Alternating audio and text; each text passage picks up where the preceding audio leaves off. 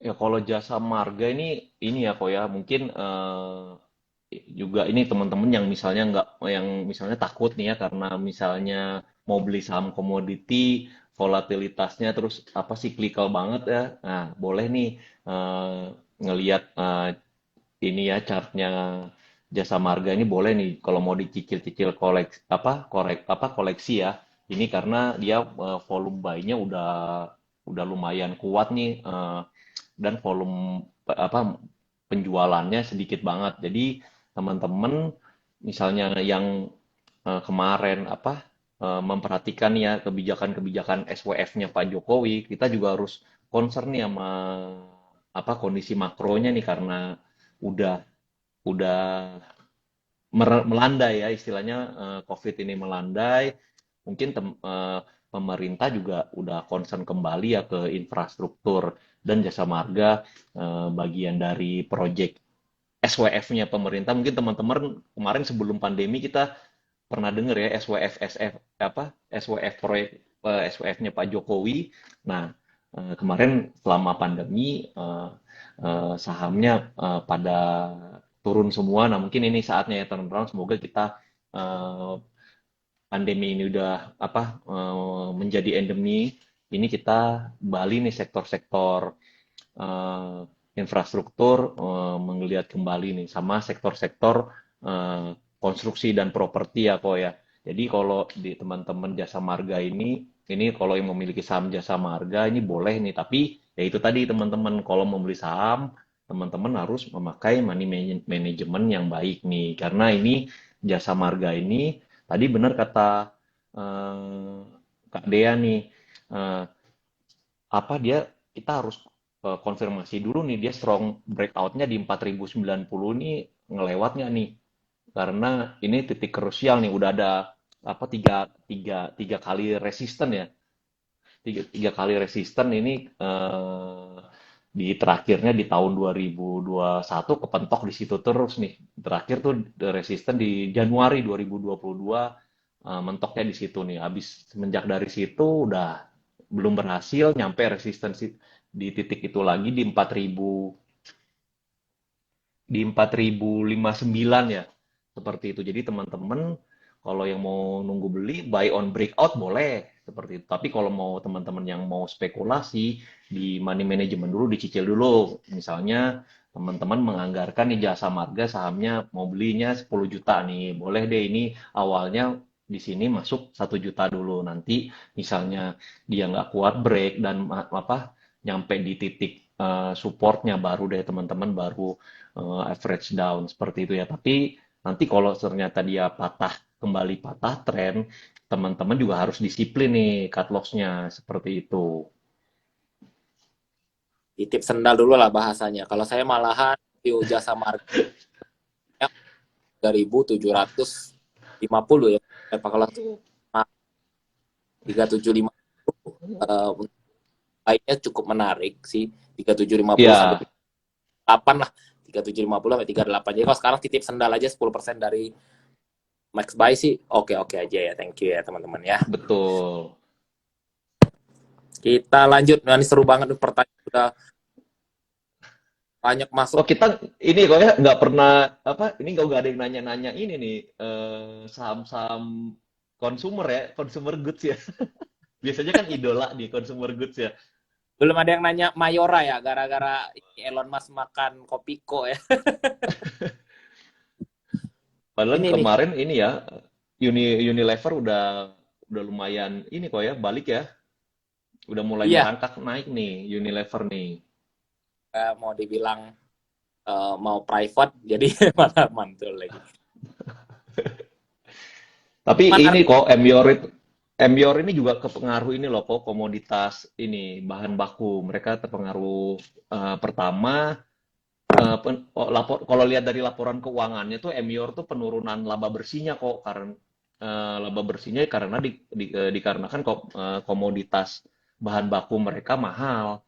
Ya kita sempat kita tahu ya harga komoditas bahan baku mahal betul ya. Berarti impactnya ke Emior juga. Terus sama ini kok kemarin kalau kita teman-teman lihat juga SMDR naik ya. Nah ini SMDR naiknya ini MYOR-nya babak belur kok. Itu juga jadi beban operasionalnya yang yang mengurangi laba bersih mereka. Freight cost mahal kok untuk eh, transportasinya mereka mahal seperti itu. Kalau nggak salah MYOR sama Good nih kok yang kena imbas sama bahan baku dan freight tuh. Good Good tuh Garuda Food ya teman-teman. Oke, lanjut Mas Joko dari di Ren dan BRMS. Nah, yang BRMS saya ngomong nih, ini sama Mas Joko juga dan teman-teman. Kita sering Iya. mungkin Bumi Resource uh, view dari Mas Joko silakan. BRMS. BRMS sih kalau saya pribadi disclaimer on ya teman-teman, saya sebenarnya ya ini ya apa udah punya saham ini Mas Mas Diman ya, saya udah punya saham ini udah lumayan ini ya, lumayan bawah nih harganya seperti itu karena eh, ya saya inilah story-nya percaya nih sama story-nya BRMS. Kalau mungkin kalau dari cara teknikalnya aja ya teman-teman.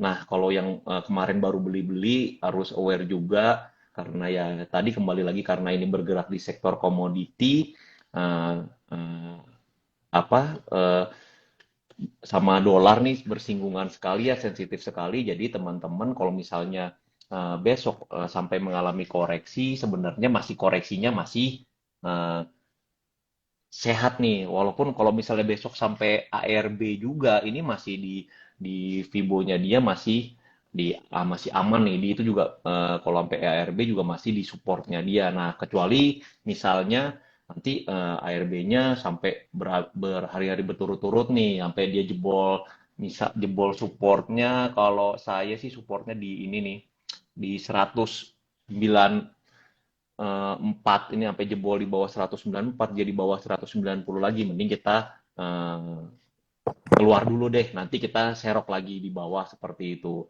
karena ya kita juga nggak tahu ya eh, kemarin akumulasi asingnya udah banyak banget nih BRMS kan kalau sampai The Fed naikin suku bunganya dan dana-dana asingnya balik lagi cabut lagi ke US ya kan itu berarti bisa efeknya ke saham BRMS juga lumayan nih. Mungkin nggak sampai kalau nggak sampai ARB seminggu berturut-turut jadi kunci. Nah, ini mungkin ya akan mengalami penurunan secara pelan-pelan seperti itu. Oke. Kalau dari Telkomnya nih, friend. Telkom belum ada tren tapi kita lihat coba. Oh, tren ini Telco ini Telco gimana? kemarin yang kenceng tuh ini aku ya ini ya Indosat ya kalau nggak salah ya. Tapi Indosat juga ini laporan keuangannya di Q1 ya karena dia baru merger ya. Jadi kalau merger berarti kan secara simpelnya kalau dia merger yang di merger ini perusahaan yang rugi-ruginya istilahnya harus dia telan bulat-bulat juga kan diakuisisi juga ya. Jadi laporan keuangannya di Indosat di Q1 ini ya nggak bagus-bagus amat lah seperti itu. Nah, kalau Friend nih juga nih. Friend ini saham-saham yang ditunggu semua orang ya kok istilahnya kok.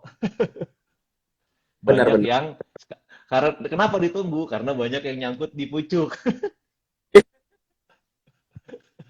Jadi ini story-nya kenceng banget tapi harga sahamnya masih di situ-situ aja nih. Mungkin teman-teman kalau yang misalnya kemarin baru nyangkut di pucuk itu ditunggu aja nih harus nunggu sih sebenarnya teman-teman kalau teman-teman emang pas kemarin istilahnya membeli saham friend-nya masih dalam jumlah yang cukup kecil ya itu ini ditunggu aja sih nanti kalau udah baru karena dia ini baru ngelewat MA 50-nya baru lewat juga eh, MA 100-nya baru lewat nanti dia kita konfirmasi deh misalnya untuk dia kembali lagi ke uptrendnya kita lihat MA 200-nya ya ini tapi dia sebelum melampaui MA 200 dia harus eh, ngelewatin resistannya dulu nih, resistan kuatnya nih di 97 ya. Nanti mungkin kalau saya misalnya apa saya belum punya saham friend, saya akan nunggu dulu nih konfirmasi breaknya dia seperti itu. Karena untuk saham-saham seperti ini yang udah lama apa turun, udah lama nggak naik-naik, saya cenderung memilih udah konfirmasi dulu dia break eh, resistannya baru saya cicil pelan-pelan seperti itu. Saya lebih memilih kalau untuk saham-saham seperti ini saya lebih memilih untuk average average up seperti itu kok.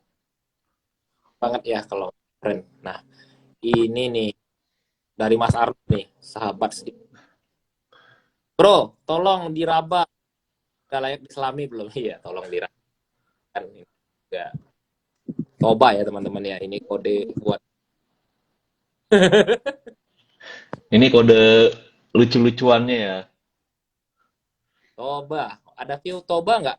TBS punyanya Pandu Serir dan Lord Luhut ya. Iya, ini punyanya Pak Luhut dan Mas Pandu nih. Dan Mas Arno. Dan Mas Arno. Ini kok ya balik lagi ya. Ini apa? Karena kemarin dia baru apa? Baru take bond dikit-dikit aja sih sebenarnya. Nah, ini kita juga ini sih kok untuk saham-saham energi ini kita emang harus susah ngomong ya sekarang karena ya kemarin kita udah baru libur panjang nih. Kita juga harus sebenarnya ya untuk minggu ini kita harus lihat ini ya sikapnya market nih seperti apa nih menyikapi kalau panic selling atau misalnya kita apa kuat-kuat aja sebenarnya kalau udah punya pun saham-saham energi nih kita hold aja sih sebenarnya seperti itu ya. Sama kembali kayak tadi kalau money manajemennya bagus pasti nggak akan panik deh ngelihat ngelihat justru seneng nih misalnya saham-saham energi ini lagi koreksi mungkin ya yang ditunggu-tunggu jadi kita bisa ini ya buy on weakness-nya saham-saham energi ini seperti itu ini untuk di Toba ini pas banget nih dia di supportnya nih. Jadi kalau beli sekarang ya termasuklah buy on weakness-nya. Cuma ya itu tadi jangan teman-teman misalnya buy on weakness ini langsung all in nih ya. Kita juga nggak tahu ya. Hanya hanya Tuhan dan Bandar yang tahu kok ya ini mau naik apa enggak.